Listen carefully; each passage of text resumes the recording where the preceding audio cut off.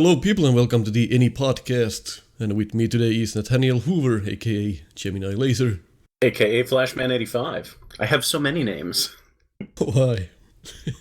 Why? Because I originally went by Flashman85, and then when I was trying to make a YouTube channel to showcase my Mega Man recordings, I couldn't use the name that I wanted, so I was looking through the list of all of the different Mega Man weapons that I really liked or thought were interesting, and GeminiLaser was the first one that was available as a channel name, so that's why I have so many names.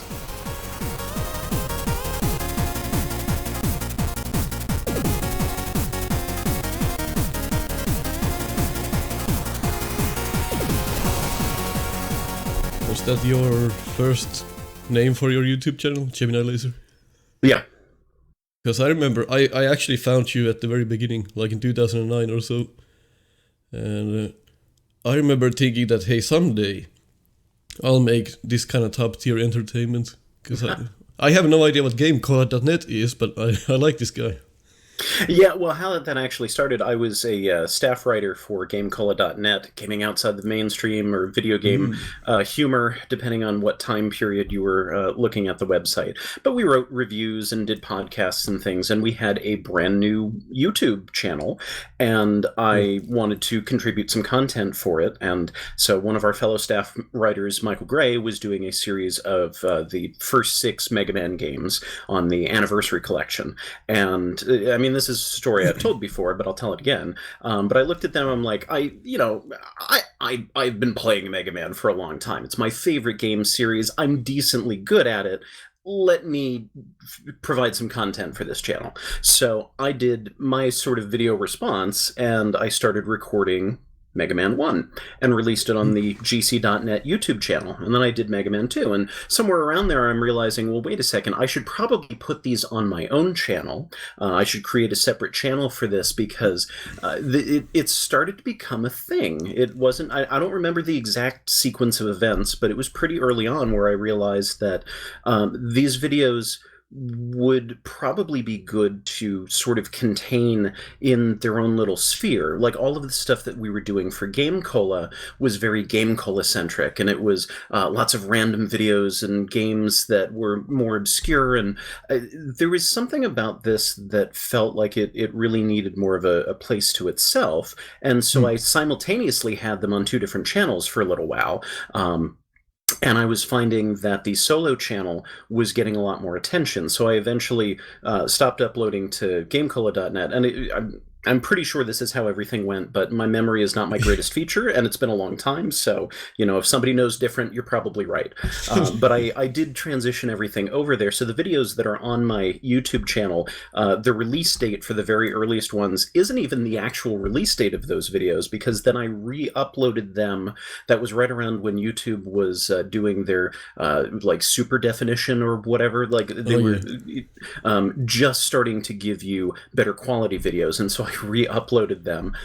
So it was just a lot of stuff going on all at once very early on in my career, and it really took off. It resonated with people. I was creating content that people, they had long plays and let's plays, but I think the combination of it being family friendly, of it being kind of upbeat and positive, with a sense of humor, but not necessarily like a whole comedy thing, and having some some ability to play the game, and getting better and better as the series went on, and I got more into a groove, and really showing off as best as I could.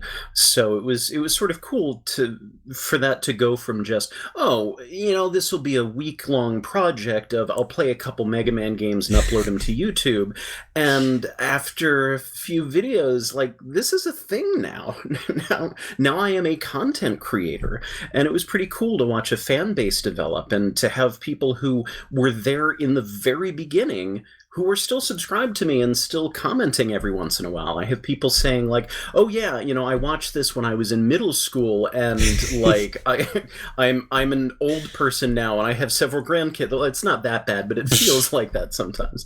That's me. Then I have people who grew up with my videos, Exactly. and who are still going back to them every once in a while, despite the fact that I haven't, uploaded anything new. Well, I technically have uploaded something new recently, but I am not a very prolific YouTuber because I juggle so many other things.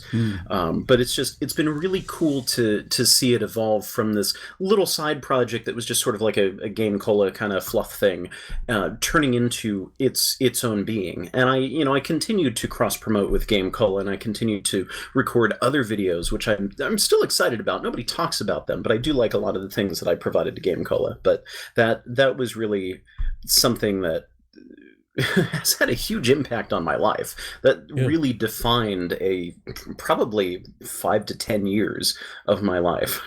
YouTube was so different. Like in 2006, you go to 2009. It's like your own layouts. You could have like a weird background in your YouTube channel, and people were so pissed when they took them away. I kept getting grumpier and grumpier every time they rolled out like new YouTube. I'm like, no, go away. Give me the old one. I can't remember when and how I found your videos, but I think I searched for Mega Man and something else, and I just found them and started watching. And that's like 11 years ago now or something. Yeah, I know. It's weird to be a content creator for that long. Yes. It's one thing if you have like, okay, I'm gonna do this, and I'm gonna throw my energy into it, and I'm gonna do this as a job, and then it kind of doesn't matter as much any individual video that you put out, I would say, because you've just got so much content that if you're having an off day, or if your mind's in a weird place when you're recording, or if you're any number of things that might affect the content of your video, I feel like you can kind of brush that stuff under the rug, and then there's a new, gold, wonderful video that you put up that everybody flocks toward. But if you're doing it sort of casually, if you're, like I was doing, of whenever I got around to it, trying to make it a priority, but not all the time. It's like every single video matters, and you throw your heart and soul into it. And looking back on it months or years later, does it hold up? Does this still represent who I am? Like, I've only got 50-ish videos on my channel, whereas that's, 2 weeks for some people. And does this really represent who I am? And am I still interested in doing this more than a decade later? Am I still invested in this the way that I was in my heyday? And that's something that I grapple with sometimes too, that I do enjoy making videos. But I think I enjoy releasing videos more than making videos, because there's the whole editing process. There's the technology that I have to grapple with. I mean, you have to edit a lot on yours. I think, like, there's sort of Let's Plays, but I think, like, do you make your script separately and record the game separately? Or how do you do it? Yeah, I record the game first, and I don't have any commentary there. And then I piece it together, and then I'll record commentary over top of it once I have everything all laid out. And that's why it takes time. And that's why it's so good. Well, thank you. But I don't know, it's weird to be a content creator for so long as a casual content creator, as somebody who's just doing this on the side, because I am in a wildly different place in my life right now than I was when I started recording. Yeah, it happens. And yeah, I still love Mega Man. I still love being able to connect with an audience and being able to create these kinds of videos. But I think because it's taken me so long to get some of these together, and because the quality standard, at least for me, has continued to go up with every new series, it's reached a point where it's really difficult to make something that I'm satisfied with, and something that I have like the time and energy, now that I'm married and I have a full-time job, and I'm, taking care of my family, and I've got other obligations and traveling to see friends and family who've moved away or that I've moved away from, and doing boring adult stuff like chores and grocery shopping. Like, when I started, I didn't have to worry about almost any of that. And it was so easy to just sit down and spend an afternoon recording. And it's different now. Yeah, 2010 was about the time when I started my no miss, no damage challenge, and I had nothing else. Like, I could just do that. And now it's like, do I have half an hour to record something? I guess, let's go. And then I'll just do it. There's a lot of things I like do on my free time that take time away from the recordings, and like you said, full-time job and everything else, maintenance on the house just piles up. Yeah, and you said take away time from the recording, and I think that's the way that I think of it sometimes, is that it depends on how I prioritize things, but when I'm in the mindset like I am right now of Mega Man 8! I am trying to get back to recording Mega Man 8. It's been 5 years or thereabouts. I can't even wrap my head around how long it's been since my last real official video, and not just an April Fool's joke or something. Mega Man 7 was like 5 years ago, I guess. Yeah, I know. 2016, I think it was. And it's been a very long time.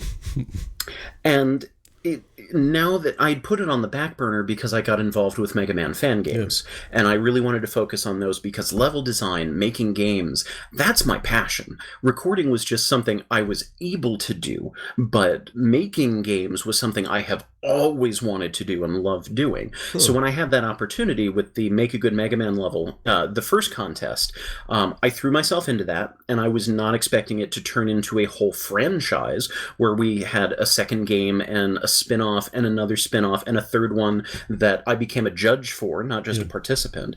And so this just kept getting bigger and bigger, and I wanted to make sure that I wasn't dividing my focus too much, because that was one of the issues I had when recording Mega Man 7, was that I was juggling too many things, and I never felt satisfied because I wasn't making progress enough in any one thing. So I said, let's just focus on what I want to do now. And what I want to do now is make Mega Man fan games. And now I'm at a point where I can shift gears again, and I want to get back to recording Mega Man 8. But everything else that isn't Mega Man 8 feels like it's taking time away from recording Mega Man 8. So I completely understand how that feels. Even though I know it's necessary to recharge, I have to do other things with my life so that I'm in the right headspace, so that I'm energized, that I'm excited, so that I'm not beating myself up at the slightest failure, that I have the fortitude to move forward with recording. And I've set the impossible for myself, where I said, I'll release an episode like at least every 3 days, and that leads to the fact that, well, maybe I'm not in the mood today, but I have to do something, so let's do this. I put up a meme video, and 5,000 views. Okay. Like, I didn't think about it or anything. Let's just make a meme of Mega Man 8 and put it on the channel. Oh, it did better than anything else I've done. Okay, thanks. It's so funny what people like and what resonates with people, because it's never what I expect it to. Even when people are quoting individual lines, because, in the comment section, people will occasionally quote the things that they really like from the video. Dr. Wugga Wugga. That stuck with me. Yeah. And half the time I'm like, well, that is I enjoy that line. I'm glad that you liked it, but that's nowhere near my favorite line. It's just personal taste. I mean, you must have learned a lot about Mega Man, when you did those Let's Plays, because it looks like you're messing about with the weapons, you're messing about with the level design, and you're kind of testing the games as you go. Well, that's the way I play Mega Man, just for fun, even before I got into recording. I loved messing around, seeing what ways I could break the game or push the boundaries or find secrets that maybe the game developers knew about, maybe they didn't. And so that really took off. I had done a little bit of playing around with stuff like the turbo fire in Mega Man 1, but by the time I got to Mega Man 4, that's the game that I haven't been keeping tally, but I would estimate that at the time I had played Mega Man 4 the most, because it's my favorite Mega Man game. So that's when I was really comfortable with, and I played it so many times that I wanted to make it a different experience every time, so I kept challenging myself to new things, using the weapons in different places, and so that just came naturally. And in the later games, the NES games I've played pretty extensively, but by the time I got to Mega Man 7, well, I guess that would be the later game singular of all the ones that I've recorded so far. But when I got to Mega Man 7, I was doing a little bit more research, looking a couple of things up just to get a sense of, okay, are there any little glitches or any weird tricks that I'm not aware of? The one with shooting Cloudman's weapon at Springman that magnetizes him, I don't think was one that I was aware of going into that game. But also Mega Man 7 was one of the ones that I didn't play as much, and still technically I don't own the SNES version. I've been playing it on the Anniversary Collection for fun. 7 is like an incredible game. It is so involved, and to think that they made that in like 3 months is just beyond me. But yeah, there's so much I like about that game, and it is because, in large part, I love messing around with the special weapons, and that game is really good for that. And Mega Man 4 is your favorite? It is mine as well, because I grew up with it. Excellent. And I think even though, like, even nostalgia aside, Mega Man 4, I think it is the best one out of the 6. Yeah, I can definitely agree with that. And I can understand where people might not like it as much, because there are a couple of things about it that, like, something I didn't notice until it was brought up within, I don't know, the last couple of years. The screen transitions are very slow compared with some of the other games. And that didn't bother me. That just... I actually liked it. Okay, fine. It takes as long as it takes to get to the next screen. But I can understand where people would have complaints about the pacing of the game. So there are things like that. Yeah, I get it, but it's still easily my favorite. Robot Master Philip. Okay. Skullman standing there. But I have a theory, and I'm planning on talking about this whenever I release my Mega Man 8 playthrough. I have a theory that a person's favorite Mega Man game is either the first one that they played or one of the first ones that they played. Because in general, and maybe this is less true with some of the more modern games, but for a very long time, a very large chunk of Mega Man's history, I would say this is probably very true, that the Mega Man series really doesn't try to reinvent itself so much. It just refines. It tries to improve on a good thing. And... yeah.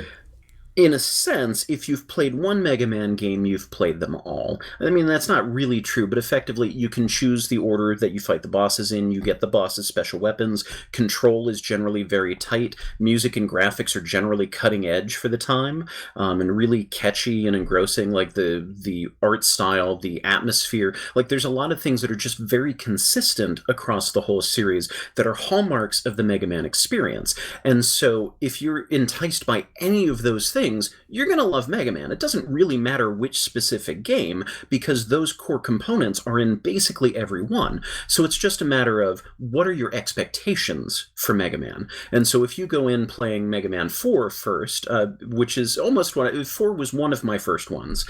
2 technically was the first one that I experienced, but 4 was the first one I owned. And so that and 2 set my expectations for what Mega Man should be, and 5 was another one that I played around the same time. So those 3 games really gave a picture in my head of, okay, this is what Mega Man is, and the closer the games are to these 3, the more I'm inclined to like them. And so that's why Mega Man 8 is really an outlier for me. It is not one of my favorites. But then I have other people, one of my friends played Mega Man 8 first or second, and he really, really likes it. It's one of his favorites.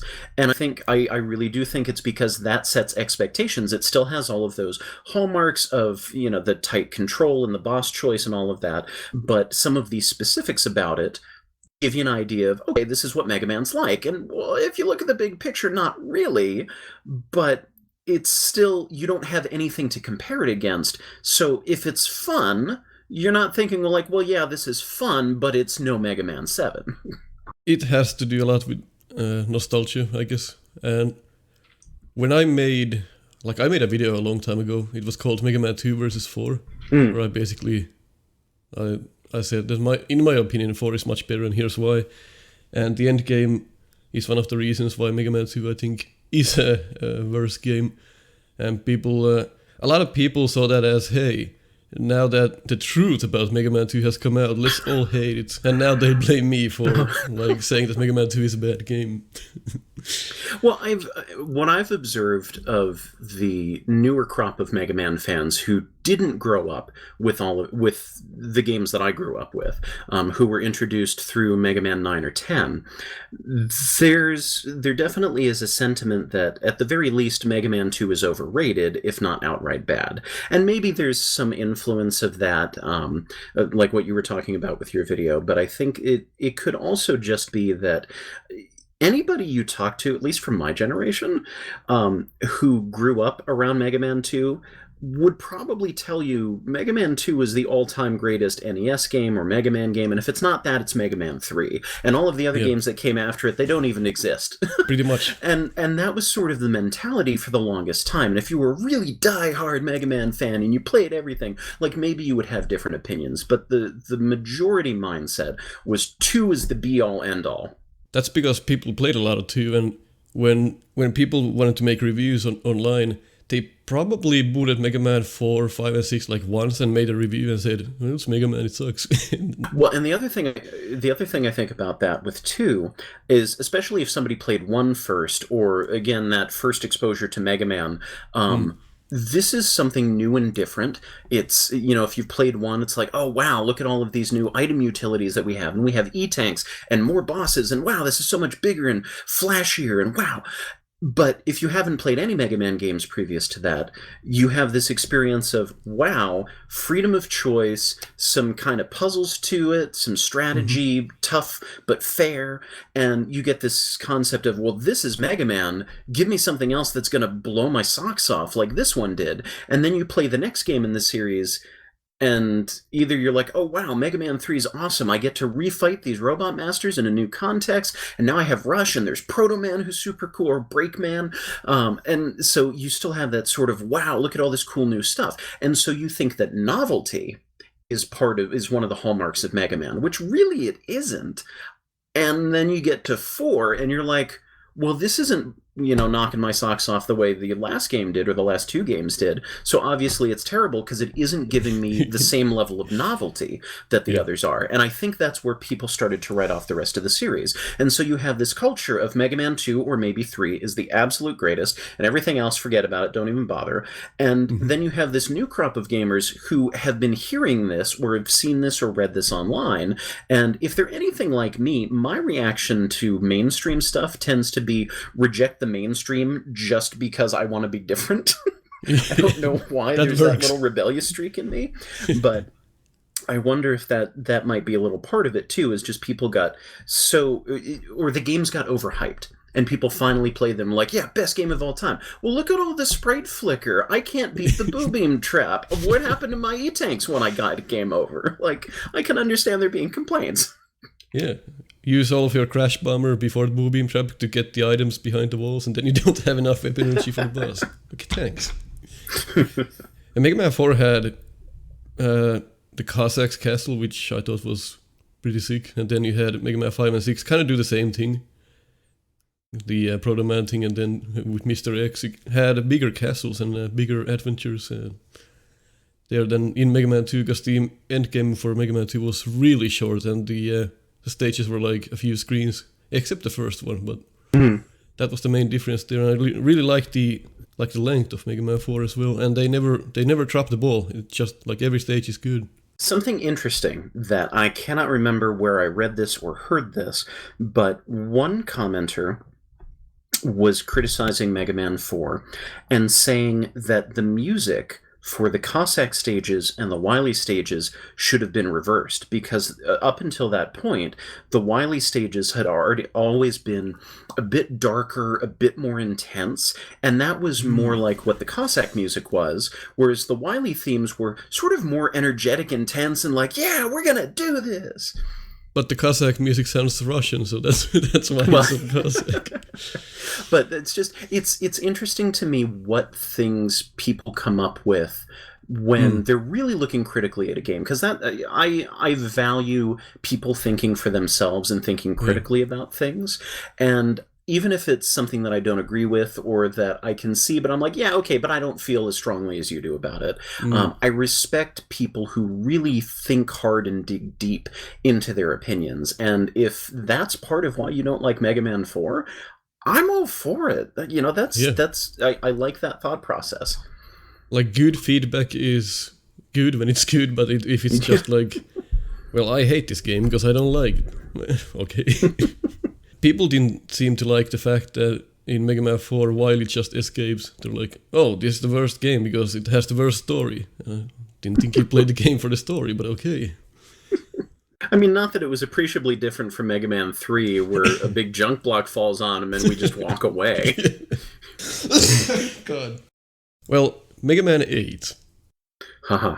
It's not one of my favorites. I don't know if you know about this, but I at all times keep telling myself that Mega Man 8 is as much a Mega Man game as Mario is Zelda.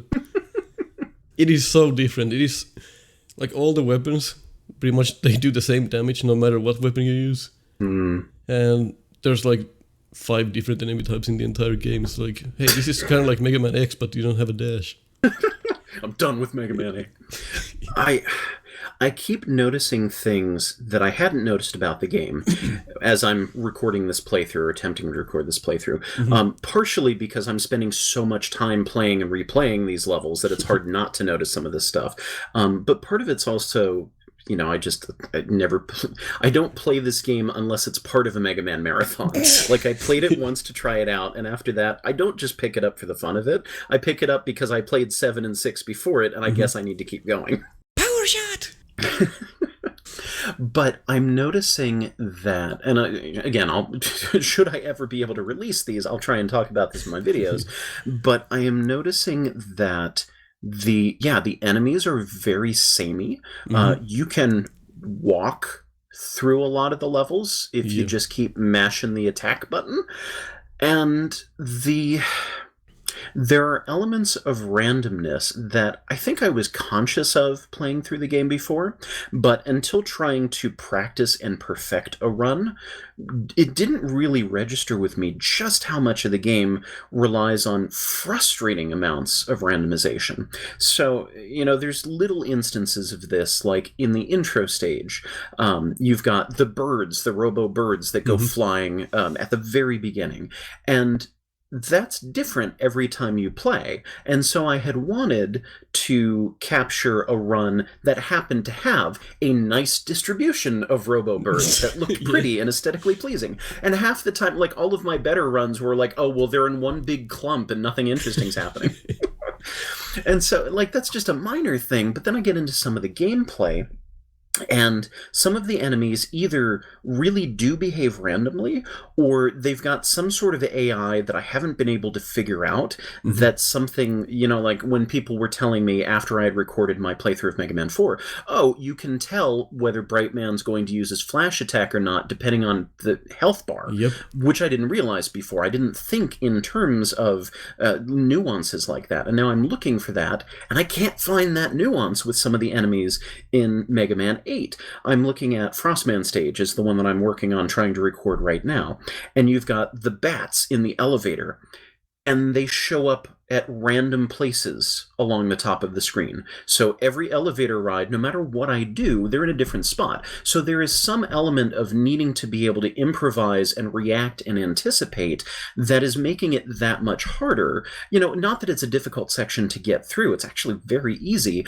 but to make it look decent and interesting and not completely mess up my run for some silly reason, that's an added challenge. And then going into the sledding section where the giant tellies that drop the bombs on you aren't showing up, aren't traveling the same distance every time. And I can't quite tell if they're like reacting to my location on the screen or if it's really random how far in they go. I think it is your location.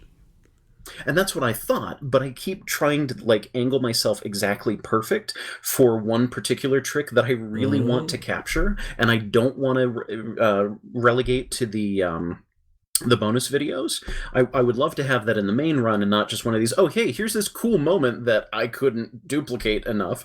But I can't get it because the thing just keeps moving in to smack me in the face instead of stopping just short where I know it should be. And I just can't get the timing or the positioning right on that. And it's frustrating. And it's exasperating, and it's making this run harder to record than it should be. The game is already very long. Yes. And just having things like that affect my ability to repeat something. Well, can I make the game worse for you? If you haven't noticed yet, whenever you shoot, your shots are in different heights. Did you notice that? Yes. Okay, good. Yeah, I noticed that too. Fortunately, I don't usually do the pixel perfect aiming. Yeah. Or a no miss challenge. Every once in a while, if there's an opportunity, sure. But yeah, that isn't as much of a problem. Also because I'm using special weapons so much. It's not as big of a deal, but yeah, it's little things like that, if you're just casually playing the game, you're like, oh, cool, it's more realistic because if Mega Man's running, of course his buster shots would be flying all over the place. But as somebody who's trying to practice and duplicate your efforts every time, it just makes things more difficult than necessary. Yeah, for no good reason. Well, Rockman Forte, is that something you're gonna do? Yeah, that's the plan. So my grand plan, assuming the stars align and I don't die of old age before I get through Mega Man 8, the grand plan is do Mega Man 8, then circle back to the Game Boy games, because I am going to need a break from the very long games, the ones that I haven't had as much practice with. I do like Mega Man and Bass, Rockman and Forte. I like it more than Mega Man 8, even though I recognize that some parts of it are flat out unfair or just really, really difficult and not well designed. Yeah, I like it over Mega Man 8 as well, because you have something to do, essentially. Yeah, there is more challenge to it for sure. Yes. I want to go to the Game Boy games because it'll give me a break from the longer, more complicated Mega Man games, and I know I'll be able to hammer them out faster. Also, that will give me a break because if I go Mega Man 8 to Mega Man and Bass, you're fighting some of the same enemies and bosses. Yep. It's same graphical style. Well, I mean, same graphical style isn't really a good argument because the Game Boy games are the same graphical style, but at any rate. So I wanted sort of a separation and a break and a palate cleanser, but also I'm thinking about the CD database in Mega Man and Bass, and I want to have recorded playthroughs of all of the games that are represented in the database before I get there. Right. So I'll go back and do the Game Boy games, and then my plan is to go through the Genesis game, the Wily Wars, which I know will be, we just refought the Robot Masters from 1 to 3 in the Game Boy games. Let's do it again. But at least that will then segue back into Mega Man and Bass, and then do Mega Man 9 and 10 and 11, and if I have any life left in me... 2040. Yeah, I know. Try and do some... Oh, that's ambitious. Try and do some of the other side games that might be interesting. And I would love to get into the X series and the Zero series. I'm not nearly as good at the X series, but I still enjoy it. And I'm really terrible at the Zero series, but it could still be interesting to try and record. But... we'll see, because I was not expecting to be doing this for over a decade, and I don't know if I have another decade of recording in me. Things might change once all of the fan game stuff dies down, once Magmal 3 is released, and I am fully released from all obligations with fan game stuff. I might want to throw myself more into that, or I might want to get into more of the stuff that I've been kind of neglecting. Like, I love writing. I do a lot of writing online, and I might feel like getting back into that, or live streaming. I've been doing a lot of live streaming on Twitch, and I've taken a break from that to focus on recording Mega Man 8, partially because I'm using OBS for live streaming and Mega Man 8, and I have to have different settings for the two of them, and I don't really want to mess with going back and forth and being like sleepy one evening and forgetting, oh, I need to set this back, and I failed to record the audio for a perfect take. Oh, well. I don't want to mess with that. But if I'm going to record, I want to make sure that I'm focusing my energy on this project. But I do kind of miss live streaming, so I would like to get back to that as well. Did you play like the X games when you were a kid? Because I really didn't. I just started evaluating the X games, I think, last year or 2 years ago, and I'm now on X5. X5 is a perfect example of a game that was just rushed, and they didn't just care any of it anymore. And I figured out that you can run through all the enemies. You don't even have to kill them, and you'll make it to the end. You don't have to kill a single enemy. That's an impressive discovery. I think that is really a mark of a game that needs more playtesting and focus. And I get some of that with Mega Man 8 as well, because there's definitely some sections that you can just power through and you forget about it. You got enough health. And Powered Up also does it. Yeah. But yeah, I owned X1 around the time when it came out. I don't think I got it immediately, but it was within a year or two, I want to say, of when it first came out.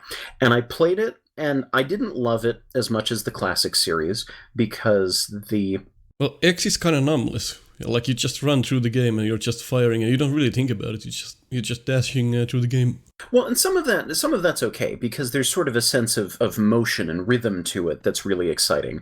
And it's very much about the mobility more than just the special weapons. And I do like some of the interactions and some of the secrets that you can find. But it was just a little bit more like Zelda, with finding the heart tanks and the armor upgrades. And I'm not that big of a Zelda fan, so that's sort of what I was equating it to at the time.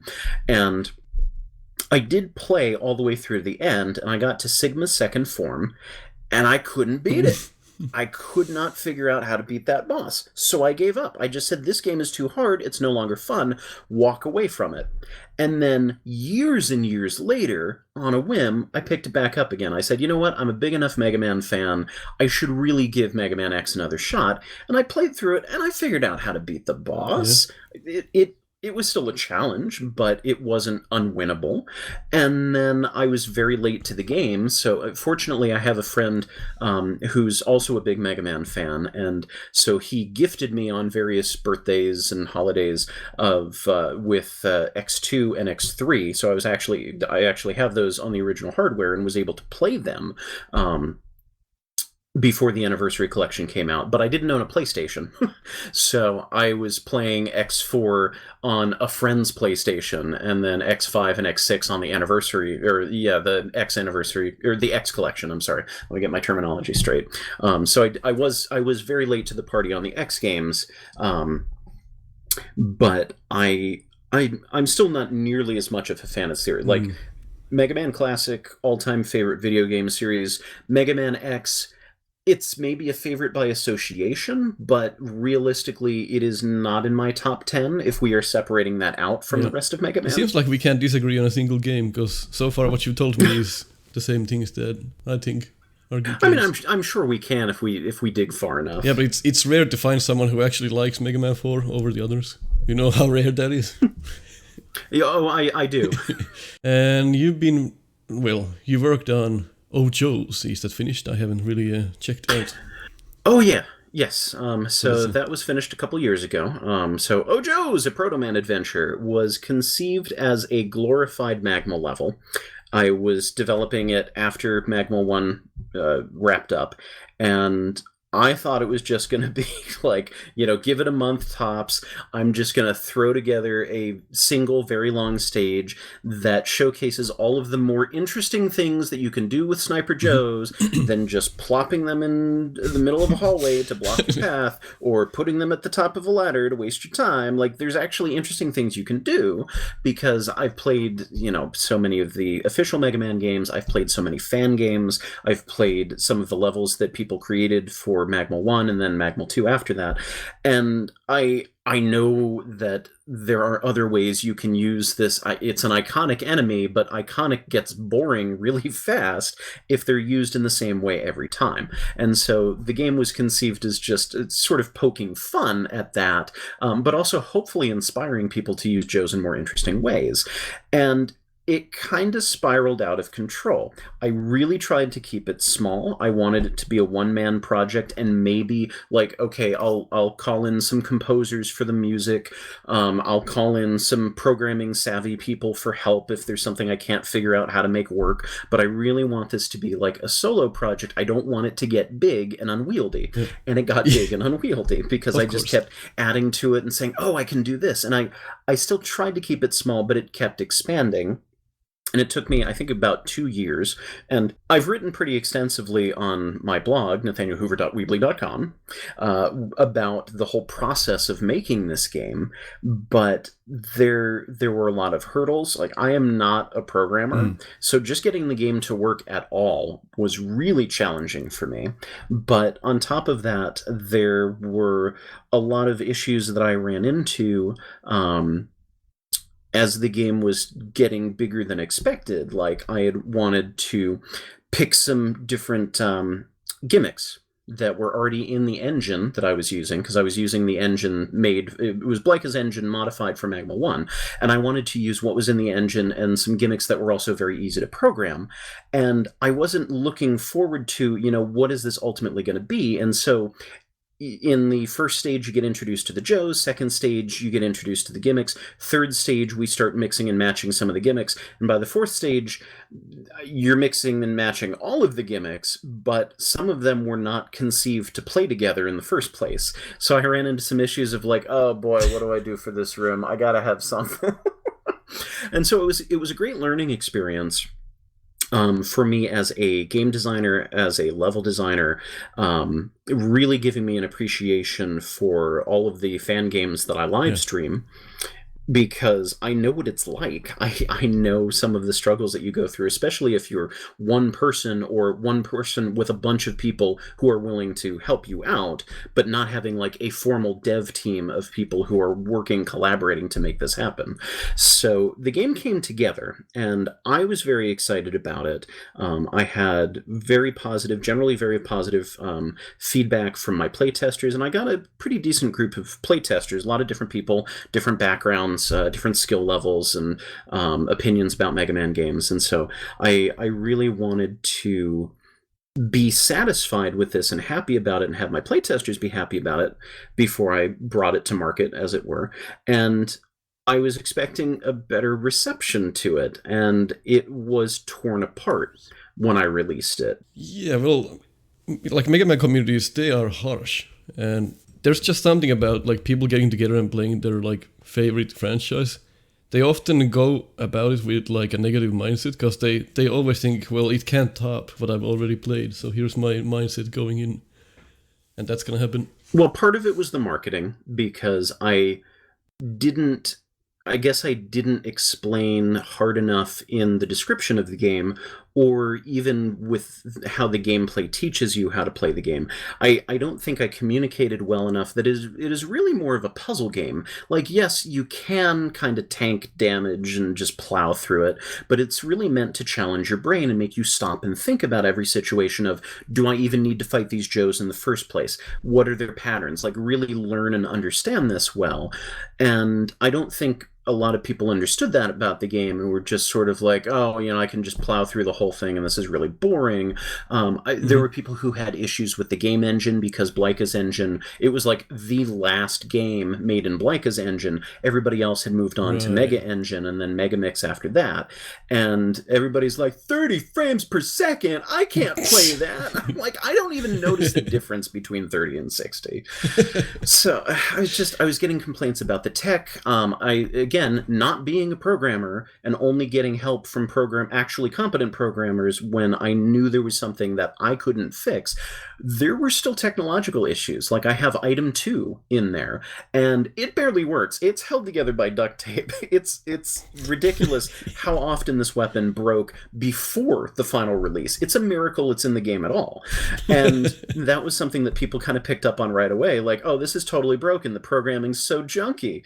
And it's just one thing after another of people tearing it apart, and none of the positive stuff that the playtesters had brought to light was really being talked about. And so it was incredibly disheartening. I had planned updates and expansions and other things to really spruce it up and make it a fuller experience. But after some of the initial feedback, I'm like, I'll just patch the worst bugs and then that's it. I'm done with it. And it wasn't until I think it was 5 months after release when I started to get just a trickle of positive feedback from people. Had 1 or 2 people playing it for their YouTube channels or live streaming it, and they're like, hey, this is actually pretty fun. This is kind of entertaining. And then I had some more people who slowly would not come out of the woodwork, but people who would, every once in a while drop me a line, send me a Discord message, something like that, and be like, hey, I played your game, just wanted to let you know I had some fun with it. And so that's all I needed. I didn't need a pat on the back. I know I didn't make the greatest game of all time, but I would have liked, okay, yeah, that was a fun afternoon, and not pure disgust. Well, you know what? After I've done the time adventure demo, which I'm doing right now, I'll probably play Ochos. Well, here's the thing. Because I always juggle too many side projects, I have not worked on this recently, but it has been long enough that the scars have healed, and I have had enough positive feedback to start to counterbalance all of the initial negative feedback on the game. And I've also looked at the number of downloads, because I can track that. And the game's been downloaded a great many times. So, maybe it's the same person who keeps deleting it just out of spite and re-downloads it again. I don't know. But I think it would be worth trying to give it one more update. I have wanted to do this for a while. So one of the things that was important to me was having multiple language options in the game. And I got an Italian translation that is done. It's mostly implemented in the game, but that was around the same time when everything was falling apart, and I just abandoned the project. And I had spoken with the translator, and he was cool with it, because it was a difficult decision to walk away from this, but I needed to. And I did not have the energy to keep working on it. But there was already a significant update in progress, and I left it, and I came back to it fairly recently, several months ago, and just started poking at it and saying, maybe I will follow through on this update. And there's some other stuff that I wanted to add to it, some different game modes that really emphasize the way I was hoping people would try to play the game. So different game modes that impose certain challenges on you, like you don't have any extra lives and enemies don't drop extra lives, or everything kills you instantly if you get hit, or you can't use the buster, you can only use, or actually no, that's a lie. You can use the buster, but it damages you every time you use it. So your health bar is your weapon bar, and it drains every time you use it. So putting some emphasis on special weapons or on, watching your fire. And so different game modes like that, one with a timer to sort of cater to speedrunners. And I wanted to implement that, and I had it all programmed before I gave up on this. It needed some playtesting, it needed some finessing, but it's all there. I have a pretty menu screen I could probably show you a screenshot of if I dug through my files long enough, but I never did the extra bit just to finish it and wrap it up. And I'm at a point where I might want to try to do that.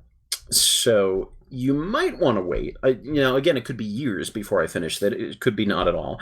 But if you want the full final Ojo's experience, I might be able to provide an updated version at some point. But don't let me discourage you if you feel like playing it, because the version that's out there has been out there forever. Other people have played it, so, You know what I like doing is actually, playing the games as they are now, and then seeing the success maybe after another patch is something I like to see, going back to the game and see what's changed.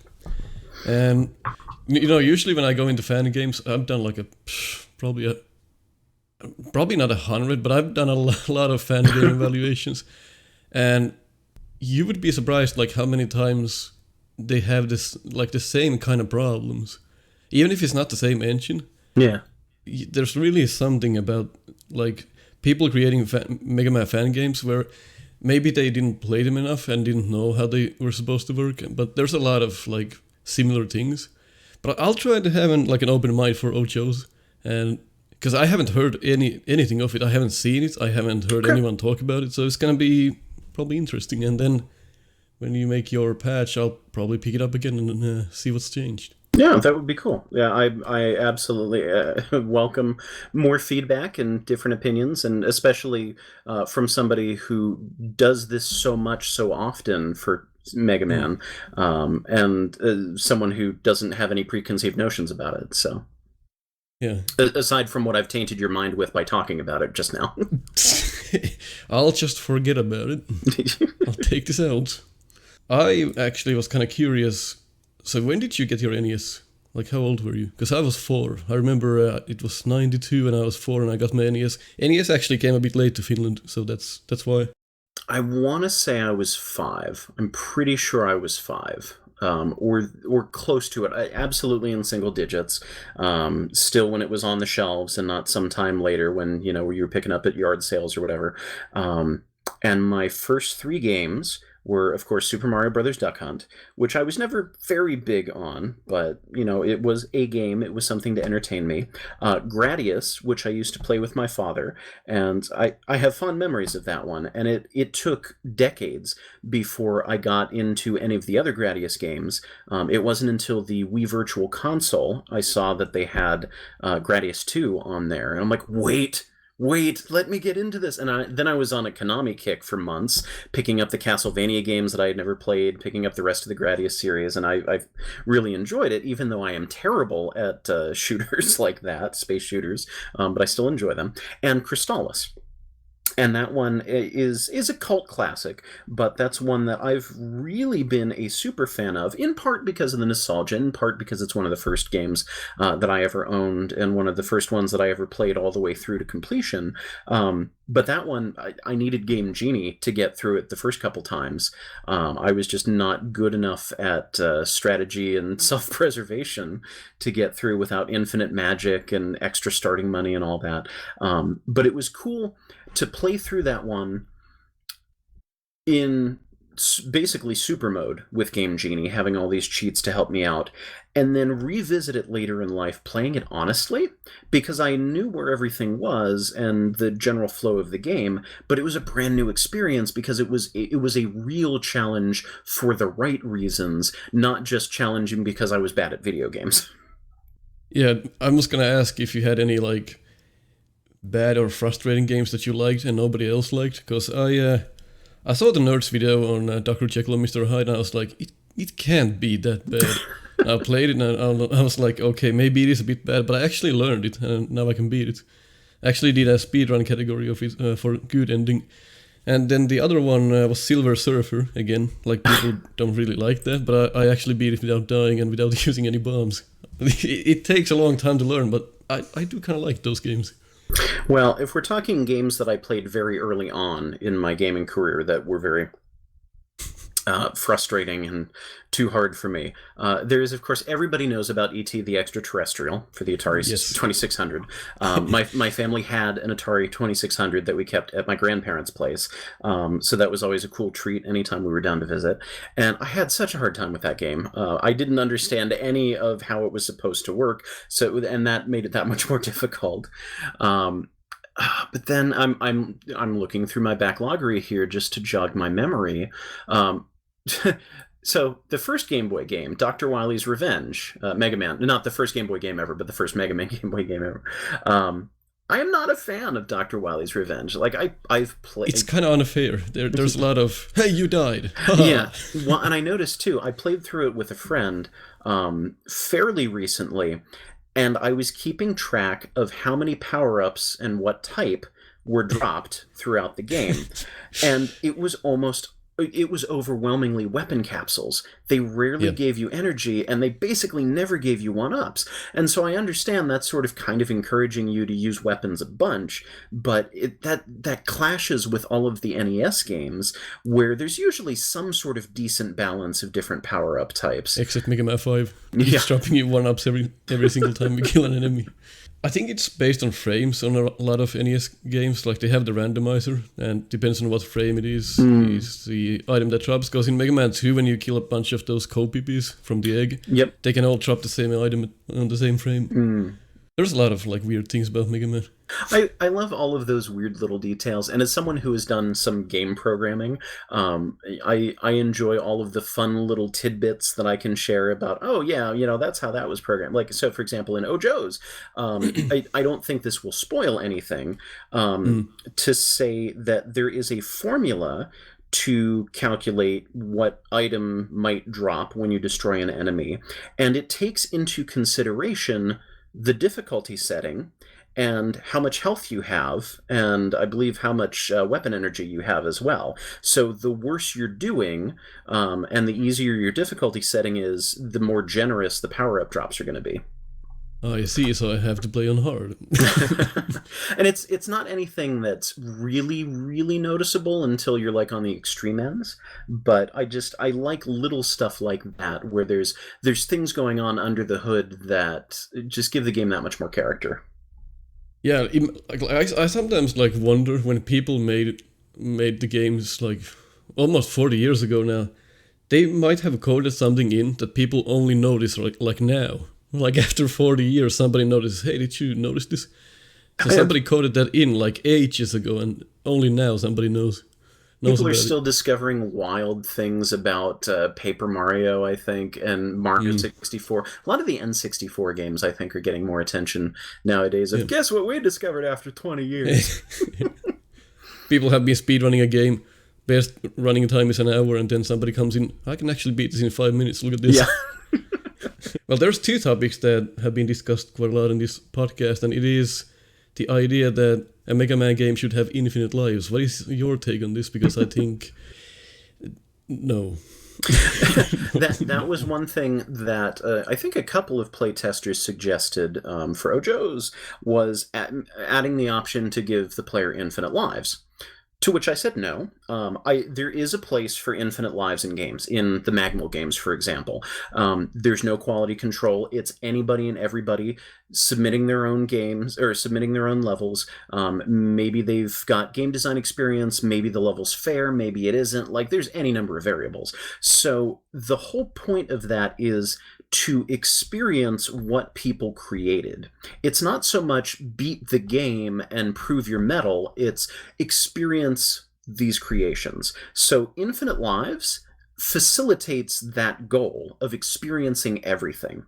Whereas with my game and with the official Mega Man games and, platformers in general, like, I know it's a byproduct of the arcade quarter munching mentality of it just happened to make it to home systems of, oh yeah, well obviously you're going to die because that's how video games were, and then you'll game over and have to start again. But I think in Mega Man specifically, I like to think of lives as a resource. You have your health bar, and you have to manage that resource. You have your weapon energy, that's a resource to manage, and you have your lives. And you have your E-tanks and M-tanks and W-tanks and whatever in certain games. And that managing your extra lives is part of the strategy of playing that game, because I think of any time I play a new Mega Man game, I might have 9 E-tanks going into a boss, but I'm at like 3 hit points. I'm not going to waste them. I'm going to burn those. I have 5 extra lives. I'm going to burn them starting to learn the boss's pattern. And then I'm going to fall back on the E-tanks if I'm like, oh, I don't want to do the stage again. And I kind of have the pattern. So I'm going to burn an E-tank or 2 and just get through this. And so I think it is part of the strategy of playing Mega Man to understand you only have a limited number of tries to get through this. Now, you might be able to get more lives somewhere else. And if you really want to, you can grind for them. But it really adds to the gameplay. Like, when you get to a boss and you're like, it's 0 lives, I have to beat this now. You get really excited about it, and then you die. And, okay, well, let's learn something else first, I guess. And Mega Man lends itself to failing gracefully, because if you've got 6 or 8 Robot Masters to choose from, you get to the boss, you get your butt kicked. Okay, maybe I'm not going to play that one right now. Let's try someone else. And that's part of the joy, for me at least, of Mega Man, is finding out, okay, where's my point of entry? Who's the boss I can take down first? Get my foot in the door, get that first weapon, and then I'm going to strategize about who to tackle next. And that doesn't exist if you have infinite lives, because you can just keep throwing yourself at the wall until you beat the boss, or you can just tank damage the whole way through the stage until you hit the next checkpoint.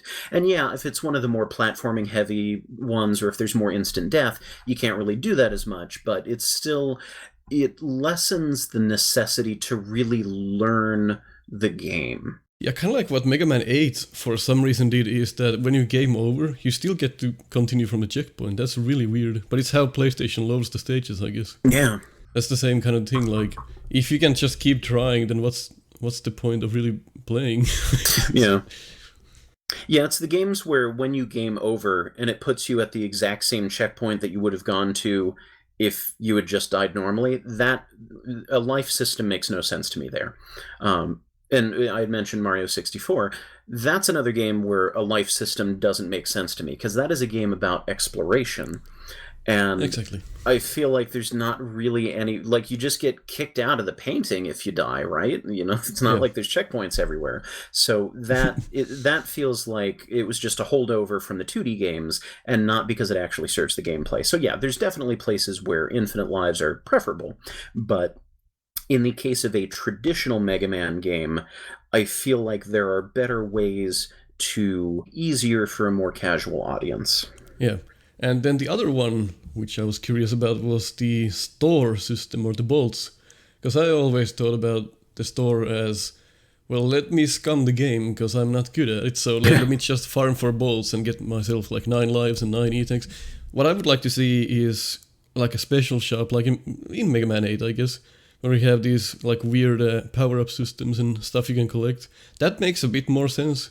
I think the way you should do it is that you have in these levels you have these secrets, and then you go in the secrets and get like a CD or something, a bolt, a big bolt, and that's how you get currency, not just from the enemies, because to me that makes no sense.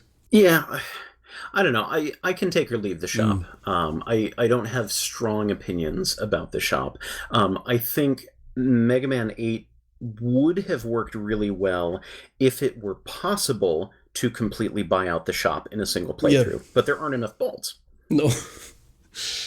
I think that's part of the problem too. You don't realize there are not enough bolts until it's too late. No.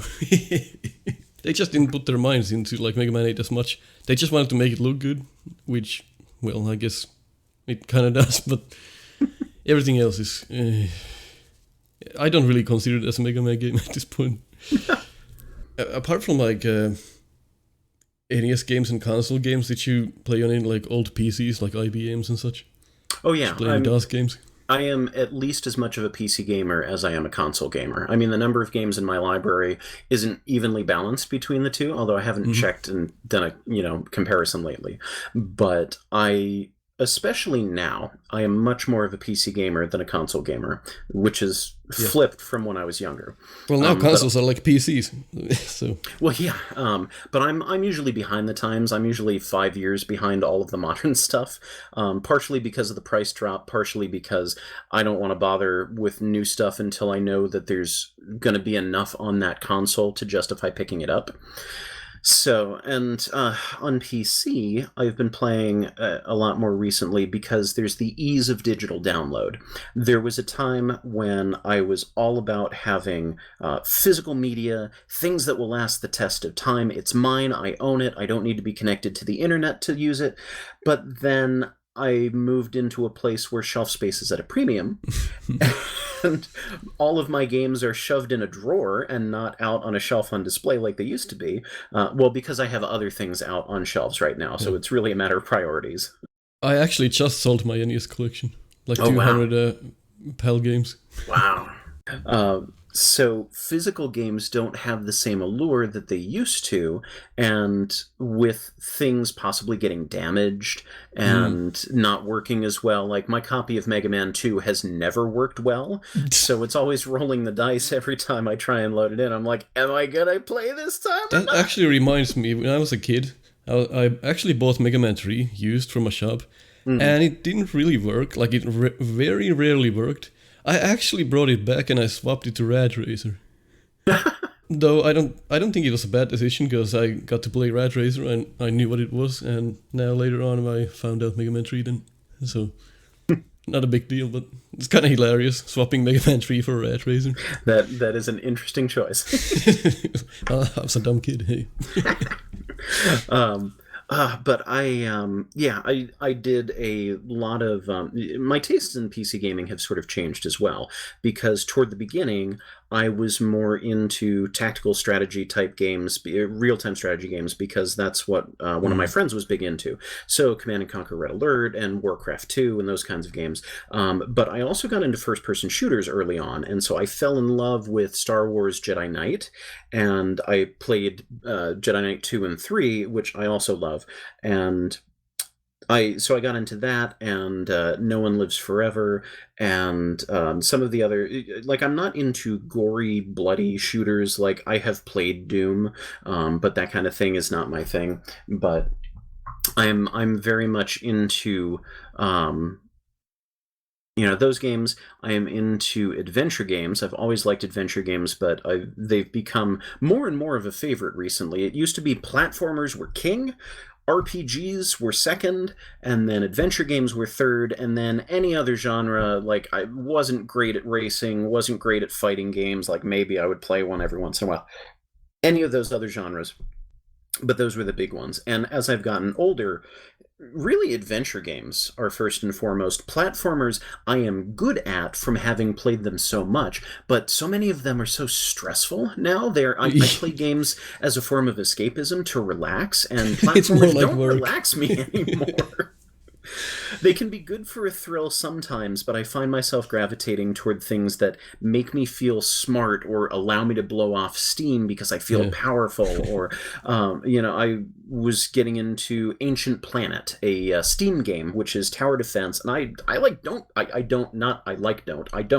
play tower defense games, but this one was up my alley because it had a sci-fi bent with a bit of a sense of humor, which is very much my thing, and it was purely a building sim.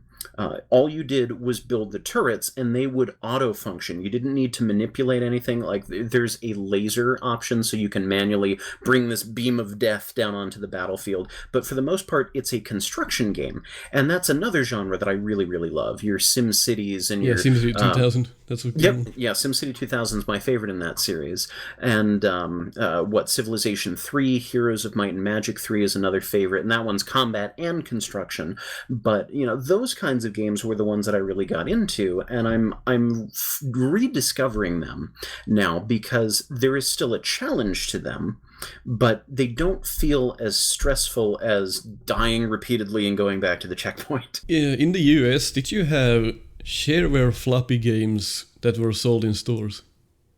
I kind of missed the boat on those. I played a whole bunch of shareware games, but they were generally on other people's computers. Yeah, because people were like, no way, that's true, when I was telling this in my Discord, like, yeah, I used to buy demo games from the store. That was a thing that happened.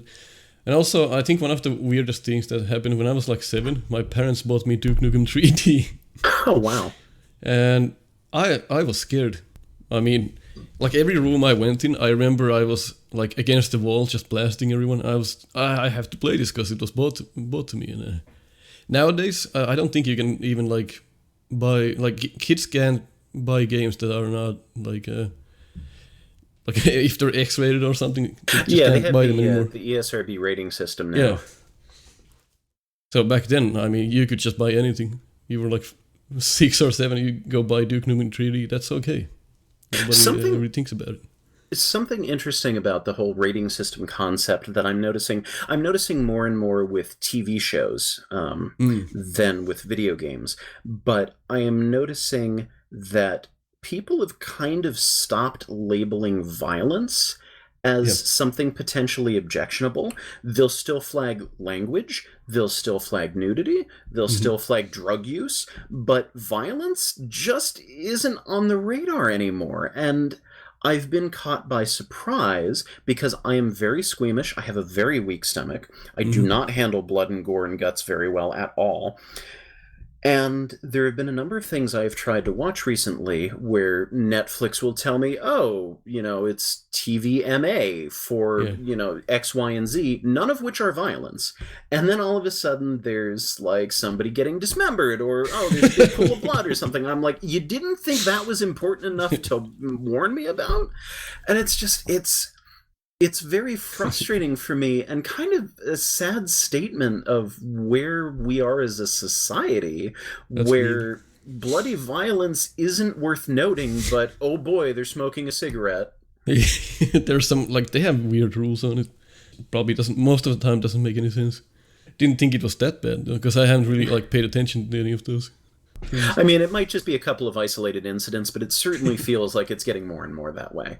But that's why it's so hard for me to play first-person shooters, because even though I enjoy the genre, so many of them have graphic violence in there, and unlike the earlier days of video games, you can't shut off the graphic violence because it's too integrated into the gameplay experience. For example, I mean, not that this is a first-person shooter, but close enough. I played The Elder Scrolls Oblivion for the first time a couple years ago, and there's a lot of sections where there's like big blood splatters on the floor, and there's some gross stuff in different places. Then pay with your blood. I can play that kind of game, but I kind of wince every time there's like blood splatters everywhere. I had to download a mod to turn it off so I could stomach the game more easily and actually enjoy it and not just put up with it. And it's difficult for me because people don't talk about whether or not there is an option to turn off the blood in a video game nowadays. It's not like you can find instruction manuals for these things online, because a lot of games don't even have instruction manuals anymore. So I find myself, if I'm looking at a game, I'm like, oh, this looks like it might be good, but it might also make me want to throw up, so let me look into it. And so I'm looking up gameplay videos to see if the person who's playing is flipping through the options menu and notice if there's a gore toggle on there. And that's sort of on a small tangent. That's part of why anytime I record a video of something, whether it's a Mega Man fan game or an official game, live streaming, whatever, I really like to go through the options menus, even if I'm not going to change anything on there, even if they're totally boring, so that there is some visual record of that for people who might consider playing the game or are never going to play the game, but just to kind of have that preserved so people know what is available in this game. That reminds me of like the tutorials nowadays, because you mentioned that there's no manuals anymore. It's not like they teach you by saying, well, press left to go left, press right to go right. Right. And a horrible example of this was Mighty Number 9, because the game literally told you the controls and what to press, but they never in the game explained to you like how everything works. Like, why would you dash into the enemies and collect these things? You actually had to go in the menu and open this huge like instruction page with all these things. They explained how the game works, and that's how you like learned what to do. That's really strange. I do miss proper instruction manuals. It's not that I need them necessarily, because games nowadays are getting better and better. Not that all of them do this, but in general, they're getting better about teaching you through gameplay or having things that are just kind of intuitive enough that they don't really need to teach you if you've played video games before. But I do miss the instruction manuals, because there's things like, so Crystalis, I was talking about, has a fabulous instruction manual. It's this awkward large rectangle. It's a proper book, unlike all of the little pamphlets that you got for the other games. So that was exciting. Yeah. And you have these wonderful pictures of all of the different items and swords and armors in the game. And it got me really excited. Just that extra little bit of, it's not just pixels on a screen, it's real artwork. There's cool stuff I can look at and flip through and get excited to find in the game. I enjoyed the manuals as much as playing the games. I guess that's the way to put it. Like, it was really exciting. Yeah, part of the excitement to like play a game is to like first read the manual and see what it says and see all the art. It's really puts you in the mood to play the game, I guess. Now you don't get that anymore. Well, and also it sets expectations, and that after having that initial backlash, or I don't know if backlash is the right word, but that initial negative reception to Joe's, I realize just how important it is to set expectations. And thinking about this now that we're talking about it, instruction manuals should, at least ideally, do a good job of setting expectations, because not only is it, here's the basics of how to play the game, it's, I see, so there's going to be vehicle missions later on. I'll look forward to that. It's sort of hinting at some of the things to come, so you have a better picture of what the game is, and not just whatever the first mission is like, whatever the first 15 minutes are like before you throw your hands up and say, well, this isn't worth doing. Yeah, well, it's been an hour and 15 minutes, I guess. How about that? Yeah, that's probably in the limits of what my audience can muster at once. That's only how long they can tolerate me. I understand. I think it's more about me, though. At some point, we should do this again and make a new podcast episode, or do something else, like play a game or something. Sure. And there is a tradition here, though. You have to give me an autograph that you do in Paint, and I'll put it on the podcast wall. I noticed that on your videos. I was wondering when you were going to ask about that. Yes, I would be happy to do that. Microsoft Paint? Yes, black and white. I can do that. Now, the question is, how do I sign myself? Because I could be Nathaniel Hoover, could be Flashman85, could be GeminiLaser. I guess GeminiLaser. Okay. Unless you have something against one of your own nicknames. I have nothing against it. It's really just not which persona do I want to be, but it's which content focus are we talking about? I think it's the most recognizable. Yeah, I think you're probably right. It's funny, I'm doing more and more stuff under my Flashman85 name, but GeminiLaser is still the most. I mean, I've got somewhere on the order of 11,000 subscribers right now, so I think that's probably more it's nostalgic for me. Use the name. Yes, I can sign myself as GeminiLaser for sure. It is difficult being a Mega Man content creator. But just a few years ago, I had 500 subs. Now I'm at 5,000. Just see how much that climbs. But it's not gonna be much, because Mega Man is very niche, believe it or not. It's funny, yeah. As much as I love that series, and as huge a part of my life as it was, even before getting into doing any kind of content creation with it, I always felt like it was this big thing, and it isn't. You know, if you look at Capcom's other big properties and the games that they're really pushing and focusing on, Mega Man's there. It's sold some copies, but it isn't one of their main characters, one of their main focuses. Yeah. But people who really like Mega Man, they really like it. Mm-hmm. And that's where you get the... I guess the audience for Mega Man it's really good. Like in YouTube, I have a great follower base, and they really like the game, so it's easy to... make content for people who like seeing it. I mean, that's the joy of creating content, is connecting with your audience. And if you don't have a good fan base, you know, what's the point? Like, for me, I started doing this because it was fun for me, and it was just a bonus that anybody else happened to like it. But then when it became a thing, it was cool to be able to keep interacting with these people, seeing their reactions, getting their feedback, giving them something to look forward to, which in turn gave me something to look forward to. Yeah, it's the weirdest episodes that get the most views. And like I told earlier about the memes, you could post like a 5-second meme thing, and it's like, it gets so much more views than your normal episodes, and you start wondering, why am I even doing this? But gotta love them. And that has been the NEPodcast with Flashman85, GeminiLaser, and Nathaniel Hoover. Did I forget one? 3 great guys, all in one place. Can't argue with that. Thank you for having me. It's been a pleasure. Thank you. And we should definitely at some point do something, either if it's like a new podcast or something else. I'll throw the ball at you. Sounds good.